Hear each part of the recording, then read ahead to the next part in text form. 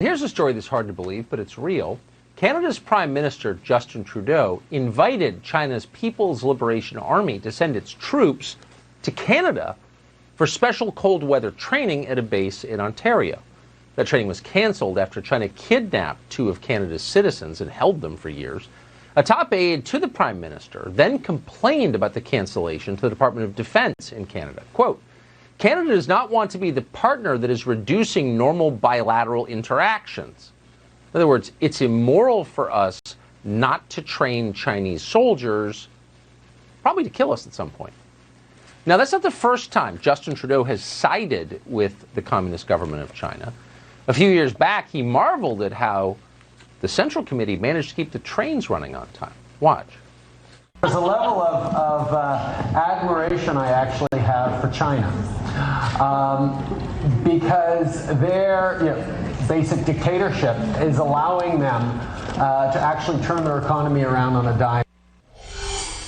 Ezra Levant is the founder of Rebel News in Canada. He broke this story. It's an amazing story, and he joins us tonight. Ezra, thanks so much for coming on. I read this. My first reaction was this cannot be true. Your prime minister offered to train Chinese troops in Canada. Why would he do that? It's a shock to Canadians, too.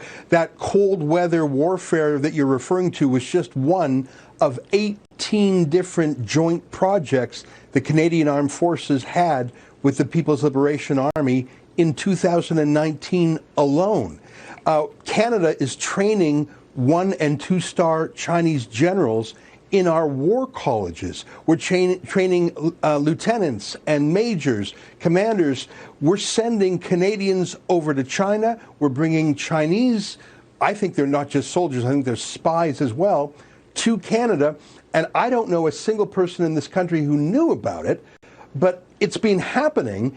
And we found out about it really by accident when the government sent me Freedom of Information documents and forgot to black them out. Or maybe, frankly, someone inside the government wanted to blow the whistle on this incredibly upside-down relationship. In those same memos you're talking about, Trudeau's office was supporting China and condemning the Trump administration. It was upside down. It was inverted morality. It's seeping all the way into our bureaucracy, our diplomacy, and they're trying to get the military on side too.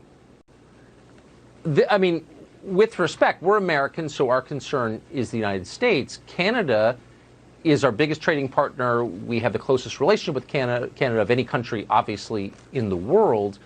This seems like an obvious threat to American national security. Does the Trump administration believe that, do you think? Well, in fact, in these memos, you can see that the Trump administration warned Canada that this winter warfare training would transfer knowledge to China that could be used. Now, they don't explain would it be used to take on Uyghurs in Xinjiang, Tibetans, to fight India in the Himalayas, or even to fight us.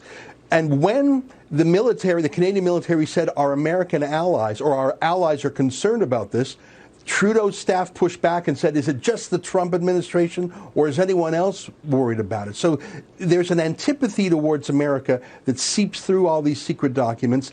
And the overarching goal is to let China's president, Xi Jinping, save face. I want to tell you, though, Tucker, that is not the view shared by grassroots Canadians. Ever since China kidnapped those two civilians 2 years ago today, actually, Canadian public opinion has hardened against China. And the last Pew poll I saw actually says that Canadians are more hostile to China than Americans are.